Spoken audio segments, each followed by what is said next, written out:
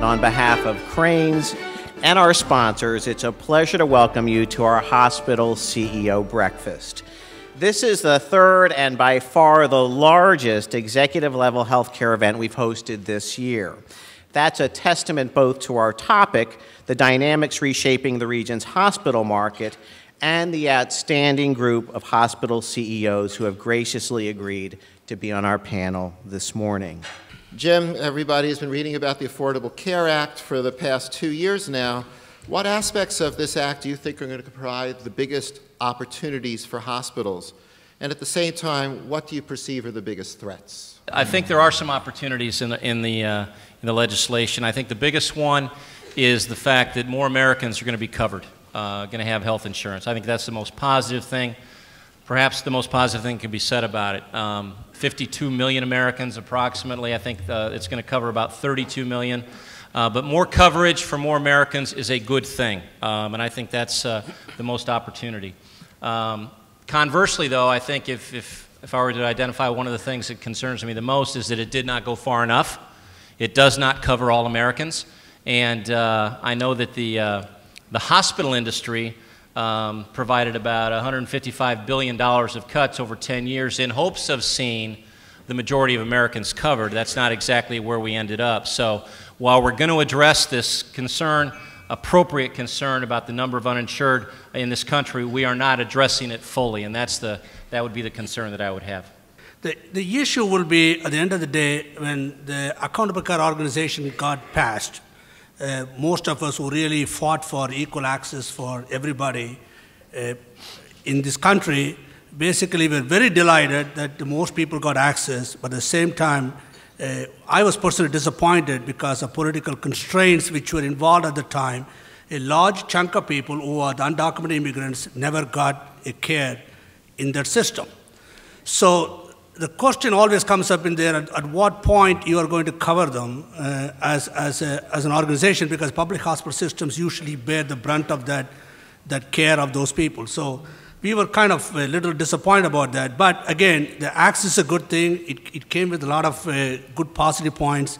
But I agree with you that it did not completely address the healthcare needs of all the Americans. There were a group of Americans who were left behind, or the undocumented immigrants who were left behind, who, even if they wanted to, even if they're willing to pay for it, they can't participate in the health exchange. The laws are written like that. So that is a bit disappointing as we move forward in the healthcare reform world. The healthcare system in the United States is dramatically broken. Nobody can sustain the rising cost in healthcare. And while everyone likes change, they don't equate what that will mean to them as an individual. So we have huge expectations that everyone believes they'll have the same access to care through whatever test is ordered. You can generally get in with several days, several weeks to get those tests done. Americans are really not good in planning until a crisis hits, and I think we will be seeing a crisis occur. We have far too many individuals who, because of our phenomenal health care, are living well beyond what had ever been contemplated when Medicare was developed. You retire at 65 and you can live till 85, and that's a long period of time to be supported by our children. And mine don't make all that much money right now. So when we take a look at what legislation is going to come, it's going to come with, I think, some shock to the general population and with some significant pain. I think the attendance here today speaks to the enormity of the issue. And that is that the American healthcare system, I believe, is unsustainable in its current form. It's not only broken, as Pam talked about, it is so clearly unaffordable with outcomes that are not acceptable. So what I think the Obama administration tried to do with the Accountable Care Act is to put a stake in the ground for movement toward repairing some of those things.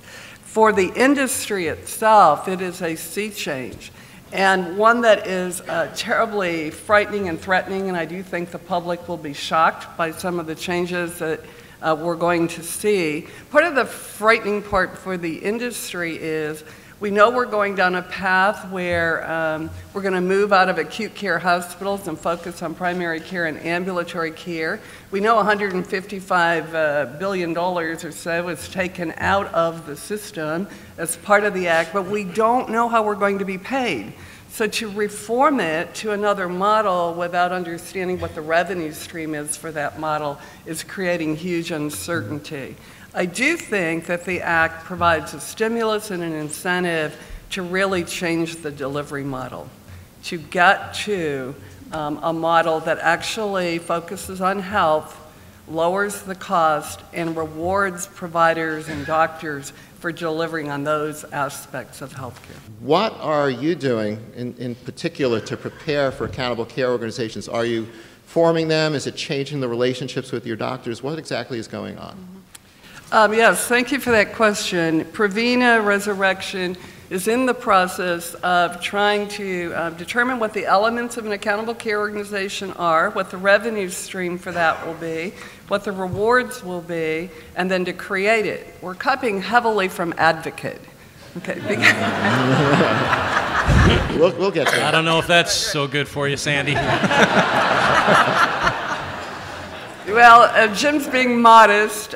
More than a decade or so ago, Advocate really embarked upon an alignment strategy with its physicians. And really, a key to being successful in this health reform area is the alignment with the clinicians. So part of what we're doing is building the infrastructure in a model that will allow us to deliver care and reward our clinicians, not for volume. The biggest part of the new model is a move away from a volume incentivized system to one that's focused on value. And the value equation is like it is in any other business. It's about efficiency, and it's about delivering better outcomes and high quality and health. And we have been rewarded in this country, and we're not stupid when you say, we'll pay you if you do more. We do more. So patients probably are getting more than they need when Pam talks about waste than they really have to have. And the new incentives are going to be not about volume, but about quality and about efficiency and the right care at the right time. So yes, we're on that journey, and stay tuned. So Jim, Advocate is certainly, I think, shovel-ready to participate in the ACO movement. Why are patients hated HMOs? Why will ACOs be different? Yeah, we do. Right now, Advocate has the largest commercial ACO in the country. We've got about 215,000 lives with our Blue Cross contract, and that partnership has been a positive one. I agree with Sandy that the legislation really stimulates reform, but I would say that the marketplace, you know, is sort of shaping reform regardless of sort of who's in office, regardless of who controls Congress, that sort of thing. This pressure on cost is, you know, is unbelievable. And so, in a sense, we met with Blue Cross long before legislation was enacted, and basically both acknowledged that the current course that we're heading is unsustainable for either party. Last time we tried to do that, it was not managed care, it really managed cost. Now, hopefully, we'll have managed care will come in as a piece of this particular legislation. So if this is an opportunity for us to do this right second time around, and I don't know whether we get a third chance to look at it again. So, Pam, are we seeing the end of the independent physician? I do think we're probably seeing the end of the independent physicians. What we have done, however, at Edward Hospital is done a joint venture with a large multi-specialty phenomenal group of physicians, and I think some are here, DuPage Medical Group. And what that has allowed us to do is, rather than buying up multiple physicians, and certainly we have a number of employed physicians, we've decided to partner with an independent, fiercely independent group of docs. And together what we're going to be doing is we have about 100,000 covered lives in our organization, and we want to coordinate care in such a fashion that if you see a physician in his office and have a CT scan or an x-ray done there, when you come into the hospital setting for inpatient care, we'll be on the same platform of IT so that we will already know what the results of those tests are, not have to replicate that, not waste your time as a patient. And most of our patients want to get in and out, even though they're inpatients, and I tell them you have nowhere else to be right now. But we will be able to really streamline the care that patients receive. If the Accountable Care Act survives the Supreme Court challenge, and that's a big if, of course, but if it does survive, the number of uninsured is going to fall dramatically.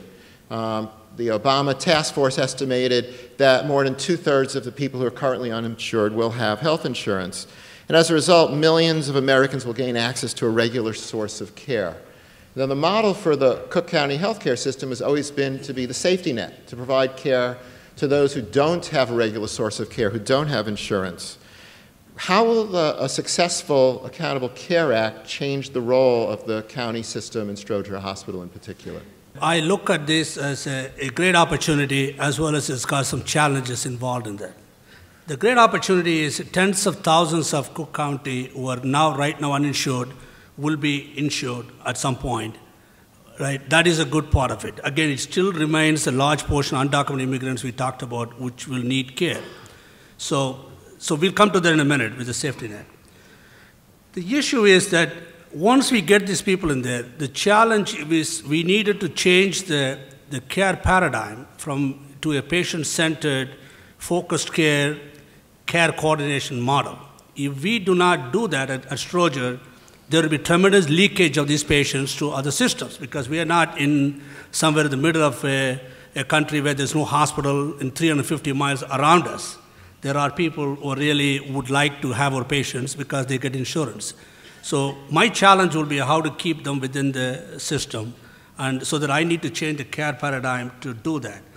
How will you feel about competing against a tax-subsidized hospital that's trying to replicate the same business model that you are using? At Advocate, we don't really think about this as competition, other than for health outcomes, better outcomes at a lower cost. There will always be those among us that need health care. And I don't care if we cover all of Americans. Now we'll be talking not about the uninsured, but the underinsured.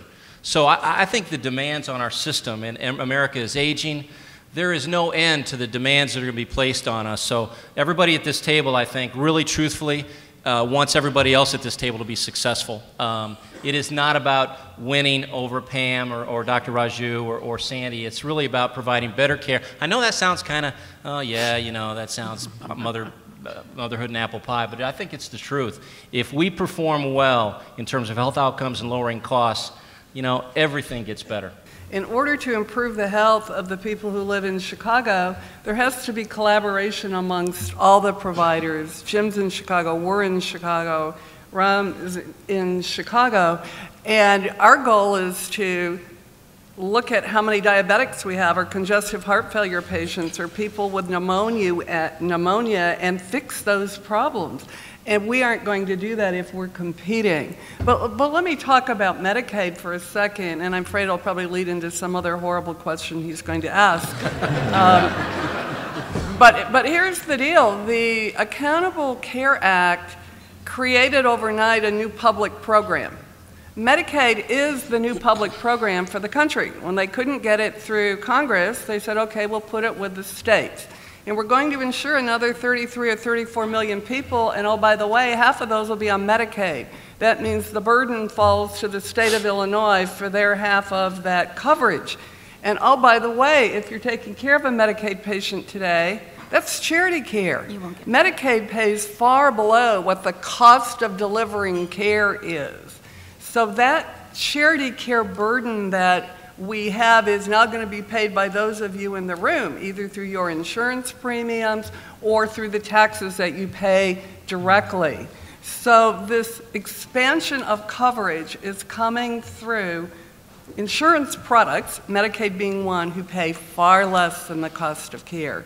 And someone else will be subsidizing that care because the state of Illinois does not have the money to up those reimbursements. Illinois can barely afford to fund Medicaid as it is, and yet under the Accountable Care Act, Medicaid is going to expand without substantial additional revenues from Washington. The Accountable Care Act is promising cuts in Medicare payments. In fact, it's the only tangible source of cost containment in the Accountable Care Act. It's the only thing that the Congressional Budget Office was able to score for cost savings. And if the Congressional Super Committee does not reach an agreement on a deficit reduction package by next Wednesday, then draconian cuts in Medicare and Medicaid will automatically kick in. We're talking about a worst-case scenario that has a very high probability of becoming reality. Pam, let me start with you. Is Edward Hospital prepared for this? Certainly, all hospitals and health systems are looking at the fact that we are going to receive less and less payment over time. In order to look at how you run, billion-dollar businesses with less and less money and huge expectations is really a very nervous situation for all leaders to be in. Certainly what we're doing, and again, no different than what everyone else is doing, is trying to look at process improvement. And again, that sounds like apple pie. If you can streamline the way in which things are done, you can get some millions of dollars out of the system. And certainly we're counting, hundreds of thousands of dollars, not even just millions. We all have margins that are very slim. Yes, hospitals are huge businesses and huge contributors to a healthy economy, but our margins are very, very slim. In fact, they're likened to grocery stores, about 3% margin. So any major reductions or changes, tax status, for example, can have a huge impact on... We're getting there. Can have a huge impact on your bottom line. What do we do with our bottom line? If we have any excess money, what we do is put it back into healthcare. That's either through new buildings, through new equipment, to purchase new technologies. Those are not for us as institutions, those are for our patients. When our margins become very slim, our ability to borrow money is greatly, greatly reduced. And so what all of us are looking at is how do you maintain and keep your existing equipment and buildings in place for a longer period of time. Again, as people come in for care, they expect all private rooms, and certainly we have built some beautiful, beautiful buildings. I don't know that, that in terms of expanding and keeping up with this huge continued demand for healthcare, that we are going to be able to supply the same amount of access, equipment, and buildings that we have in the past. The one thing you can be certain of is that we will respond. We will adjust, and that is not necessarily good news. To your original question, that's not necessarily good news, because that does mean things like programs and services. It does mean things like jobs. So we are very, very concerned. I agree with Pam. We're all doing the right thing in terms of a safer environment is lower cost. We know that. Believe me, at Advocate we know that, because we've seen our malpractice costs come screaming down, and that's a good thing. Great for our patients, and certainly good for the health of our healthcare ministry. So we're doing the right things: process improvement, lowering costs, improving outcomes, those kinds of things. But when those draconian kinds of changes come, and they come rapidly, I don't know that organizations can step up the pace quite enough, and that's when I say that we'll have to inevitably look at programs and services. Now, I'll give you one example. At Advocate, we're I think it could be argued, we're the backbone of the trauma service in Chicagoland because of our Level 1 trauma centers, and we have numerous Level 1 trauma centers. Those are things that we might be forced to look at. Other organizations have dropped Level 1 trauma, a long, long time ago. We have not, but it's those kinds of very difficult decisions that we'll be forced to look at. And this Advocate will respond, as will every other organization that we have. How fast it will cope, that's the issue. So as this happens, a lot of those areas and hospitals which cannot simply cope very quickly will have a danger of losing itself. So that is my concern about the whole thing. So David, if you have a minute, I just want to touch upon what Jim said in the previous one regarding underinsured. I just want to put it on the table. The individual mandate, which is a part of the ACA, which is by itself does not really help people or encourage people to get insurance, because the overall financial model of the ACA working is everybody gets insurance or pays into insurance. If you have a system in which people don't have to pay in because the penalties are very small compared to what the premiums are, so naturally a lot of people will fall out. And that probably gets knocked out in the court system. The individual mandate is not necessary. Then we are dealing with a completely different economic model.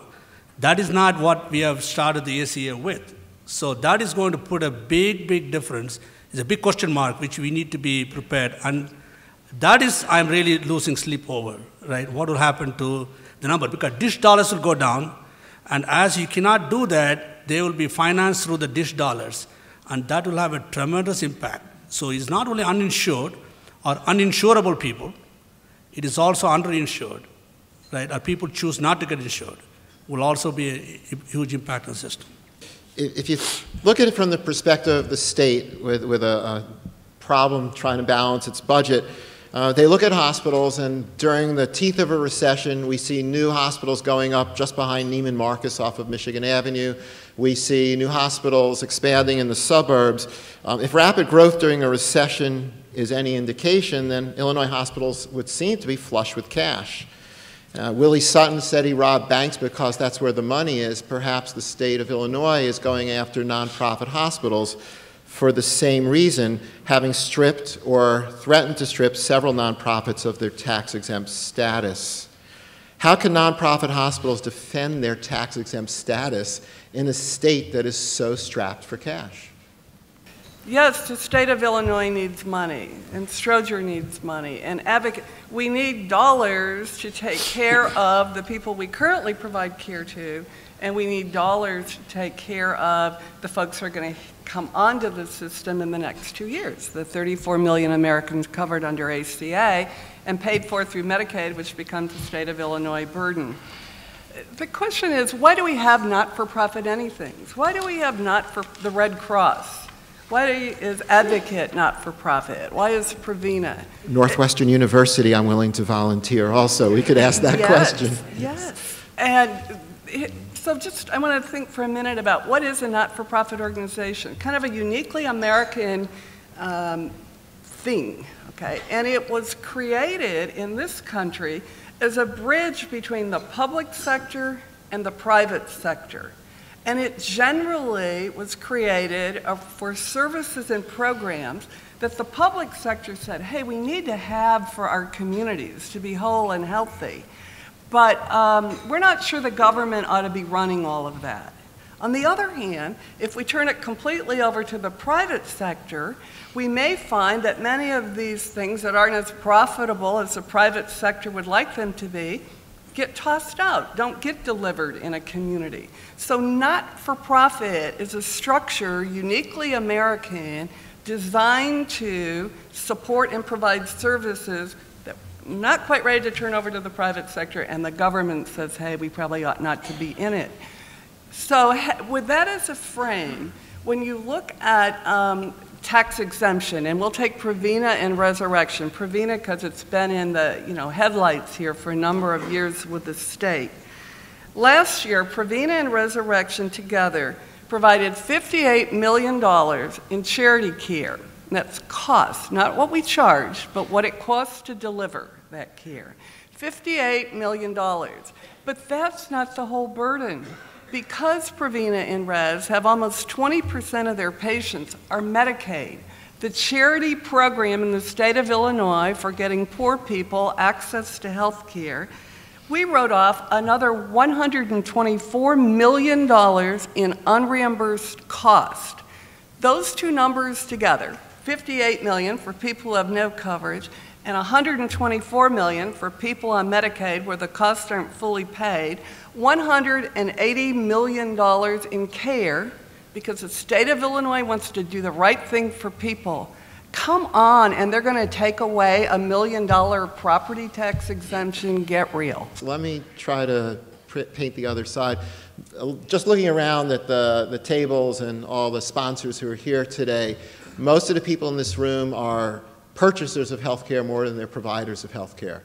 And if you talk to a lot of purchasers, they'll tell you that they see health care costs going up by 10% every year, and if they had their choice, they would rather that we had simply stopped this in its tracks 10 years ago, 20 years ago, spent $5,000 per capita on health care instead of $10,000 per capita.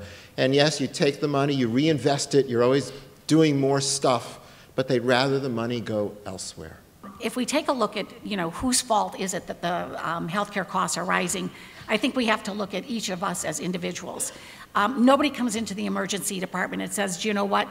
in this extreme emergency, I'm really worried about cost. If you could really just do the bare minimum for me, I think that would really be appropriate. So when we take a look at us as individuals, because we do have insurance, I think we've taught a whole nation of people not to really question what care are you receiving, what tests are your physicians ordering, what do they hope to learn from that test. We have come, each of us says, gee, I want the CT scan, the MRI, and then if a PET scan, because I've never had that, might be interesting. So, and then you take a look at how we behave as citizens, and we're pretty irresponsible as well. We have a nation of obesity that is a major contributor to the cost of health care. We have certainly some social issues, poverty, illiteracy, drug abuse. All of those individuals, you can call them a social issue, they all come to the hospital setting. How can the nation reconcile the desire for job creation with the desire for cost containment? Every person that you employ is an additional expense for the healthcare system. They're not mutually exclusive. And I think that as our healthcare organizations continue to improve health outcomes, continue to make this a safer environment, we do see a benefit. We can reduce cost. That's all about bending the cost curve, and Karen knows our Blue Cross arrangement. We are bending the cost curve, and we're very, very excited about that. You know, we're not where we need to be yet. We got to get better, but the notion is that we're actually bending the cost curve. That's a positive thing. I do believe that as you create those savings, you can make further investments in healthcare. So I'd like to reject the notion that they're mutually exclusive. Now, I did say a few minutes ago that we will respond, and that could be programs, that could be services, and it may be jobs as well. I'd like to think that that's not a workforce reduction, a layoff per se, but it might mean that we're not replacing positions as they turn over, and we're getting more efficient and more productive. So I kind of start from that premise that we can both lower the cost and still continue to be a vibrant part of the employment sector. I do want to comment on the tax-exempt if I could, because all of us in this industry are spending a lot of time thinking about it, debating it, discussing it, worrying about it, et cetera. And my comment would be this. I think the dialogue, the conversation about tax-exempt status is an appropriate one.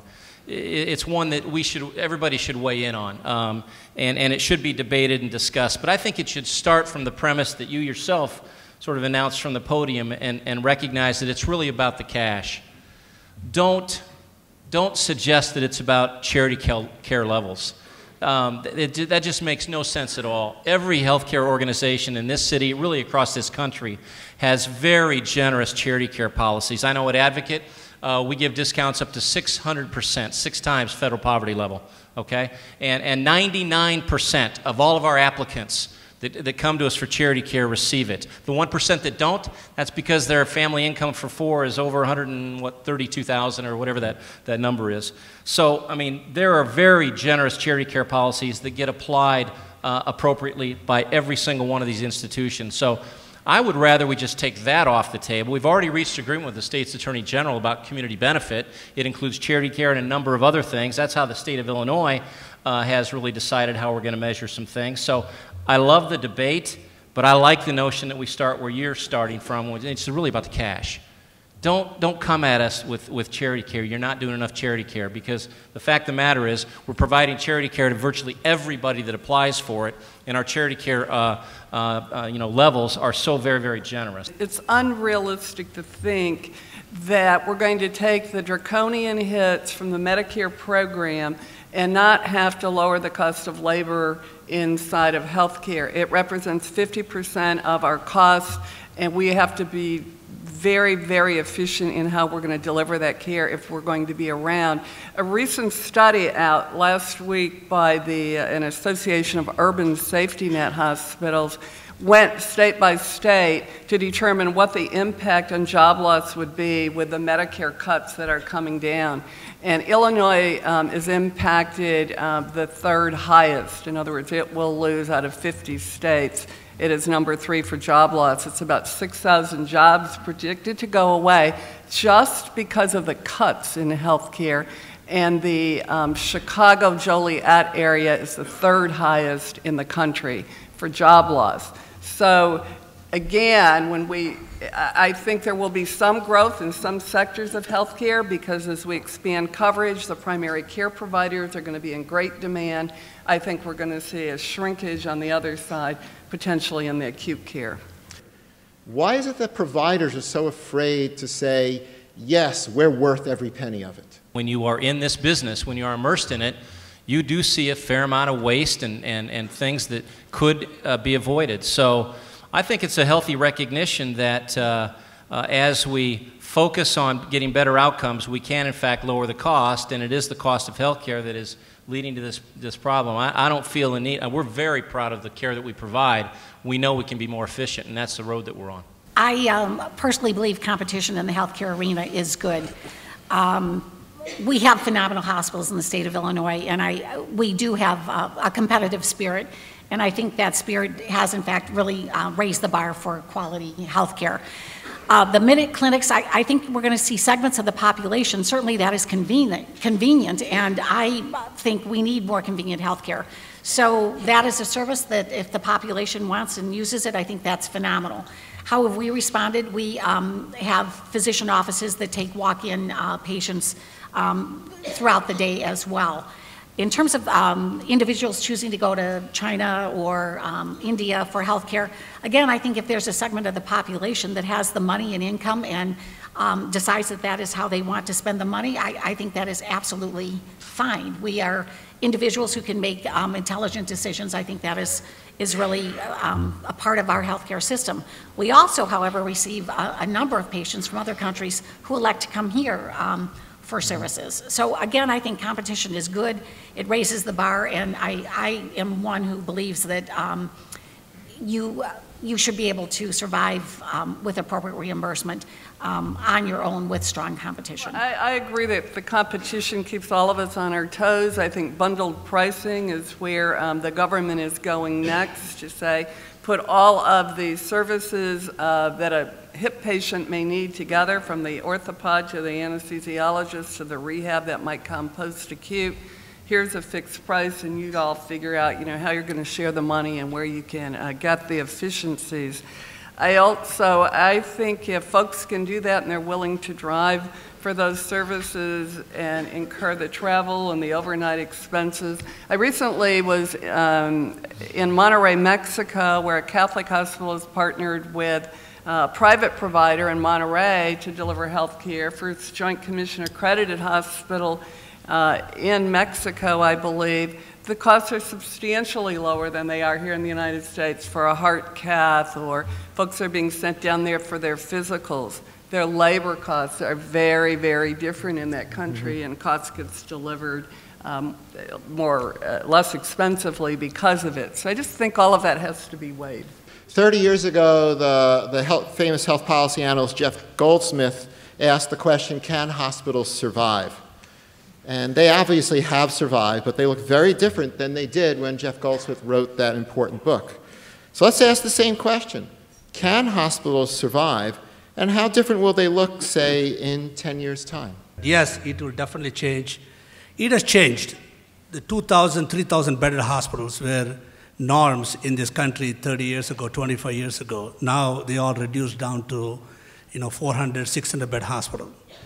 The technology, the 5 things will happen, in my opinion. First, the technology will drive towards inpatient care will become less and less. The number of inpatient beds will drastically shrink in this country over a period of time. That's due to technology, more of non-invasive stuff, getting it done. The second thing will happen is the hospitals will look very, very different because of specialty hospital will emerge, right? And also minute clinics will emerge. People will get care in multiple other areas so that the hospital will look more like an acute emergency care institutions. So as I alluded to before, one of the things that will happen is the complexity of the patients to be admitted to hospital will drastically increase. It will be a much more different population we'll treat in the hospital settings as we are treating today. And it is going to be 180 degrees different from what we were treating 20 years ago. So that's a very different model that's going to happen. And the third thing will happen is the medical education will transform completely. It is not going to be given in a big acute, tertiary care hospitals. It will be given at the various locations over a period of time as it happens. The fourth thing, the hospital without walls, the concept will emerge. The more of telemedicine will happen. The care will be given more at home cares, care coordination. So the way we provide care will probably change very dramatically, in my opinion. But there is one concern. The concern is, right, I don't know how far it's true in Chicago, but definitely it is true in New York. What is emerging at the present time is there used to be a three-tier system in this country. Though we can pretend that everybody gets the same treatment, all these things, still there is a tier treatment in this country, right? The top tier is the people who really afford a lot of care, they can afford to pay for it, and they get the best and the brightest in this country, get to operate on you, and you get the concierge service, and you sit in there, you have a different chef cooking food for you, and somebody makes an appointment for your hairdressing and your stuff. That is one category. Then there is a public hospital system, which is basically a lot of indigent care, acute care, trauma care. People come in and do that. And then there is in between, there is one area of hospitals which are basically the middle class hospitals, which are basically not-for-profit, for-profit, whatever happens. And that's where they get the care. They can't afford the care at the highest level, but they don't want to go to the public hospitals. In the last 15 years, due to different mechanisms, wherever you are, that level of hospitals are going out of function. They really cannot maintain it, they're being acquired, or whatever happens with that. So my concern in the future of this is there will be two distinct classes of hospitals, high-end hospitals, specialty hospitals, where you can afford to pay, you can get in, and then there's a public hospital system, and the middle class will probably either move up or move down, depending on where you are in the food chain. I am very concerned about that, because that will completely have a different connotation of the healthcare, how it's being obtained, and I am worried about that. Again, I prefer competition, I prefer that, but I also wanted to be very cognizant of the fact, if the market drives the healthcare because of the for-profit status or whatever it is, right? If the market drives it, the market will determine where and who and when the healthcare will be given. So this may not be profitable to have a healthcare organization in a county because it doesn't pay. So that things will disappear. So people will, the concept of giving care at their hometown, very close to the house, may not be possible to do that. It may end up in places where people put hospitals where there is a lot of market value, as opposed to hospitals where there is no really market value. So I just want to caution that and put it on the table that I am worried about that aspect of healthcare change, which I'm afraid of. But other changes, I welcome it because we need to change the way we provide care at the present time. I would say in general, hospitals of the future are really going to be more integrated, and we already discussed today the notion of coming together with your physicians and really non-acute care providers as well. More accountable, more transparent, and more efficient. That's the big picture. Will they be around? Yeah, but that's how we'll look different in the future. Pam? Really, a similar concept. We probably are going to receive a fixed amount of money for patient care. And what that will require then is that we become much more involved in physician offices. They become much more involved in what happens in the hospital setting. We're going to have to look at integrating home care, physical therapy, outpatient services. So it's going to be not just an independent hospital, but a whole continuum of care. And then the big fight comes between who gets that money, hopefully the hospital, and then we get to figure out how much goes to each of those other sectors. So in terms of collaboration with our physicians, it's going to be essential because physicians are also being really hurt by cuts in Medicare and Medicaid as well. And everyone wants to truly do the right thing. I really do believe that. And it's very hard to do the right thing if you don't have enough resources to be able to do that. There may not be too many acute care hospitals in the future. We have to convert them to organizations and institutions and community assets that are focused on health, focused on the consumer. Yesterday we heard a speaker who said, hey you guys, why is it that I can walk up to my car and many feet away it knows I'm coming, it resets everything to my radio station, my seat setting. When I come into your hospitals you don't know I was here yesterday. So consumer focus, what's the experience like in the health system not just in the hospital. One of those big attributes that we've got to get together is the electronic medical record, so that you can have access to that record from home or anywhere in the country with any of your providers. Chicago leading the way with a health information exchange that we're very excited about. And finally, the biggest change for the delivery system has to be the move from a focus on sickness and illness to a focus on community health. That will be very, very different. How is your organization going to strategize to meet the demands of the employment and workforce development while we're talking about budgets being cut? We are training nurses. We're graduating baccalaureate degree nurses. We recently started a program for nurse practitioners.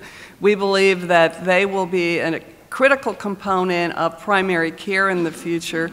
And then I do think we're lacking today kind of a skill set around public health and community health, and we're going to have to ask our academic institutions to really step up and help us both develop that skill set and then interest them in our institutions. One more answer. Okay, if the essence of the question was how do we save money because of cost containment, but also grow jobs. And I think what we have to do is refocus the work of some existing people so that we can afford maybe to grow other jobs. And what that means is very similar to what Sandra said. We are looking at care being delivered by nurses rather than physicians, by practitioners, nurse practitioners rather than doctors, trying to, again, do effective quality care at a lower cost, which means that you have to utilize individuals who are at lower salary levels.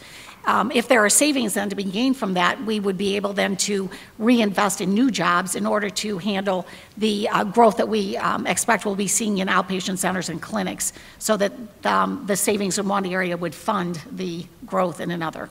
Where are you with regard to medical education? There are estimates that perhaps there are 90,000 physicians short. But it's not just physicians. It's nurse practitioners, it's pharmacists, it's lay healthcare workers. How are you all looking at your responsibility with regard to that and planning for this 30 million new insured patients? We are always concerned about how do you meet the needs of this growing population base, and is America producing enough providers? And I agree, I think Pam is right on.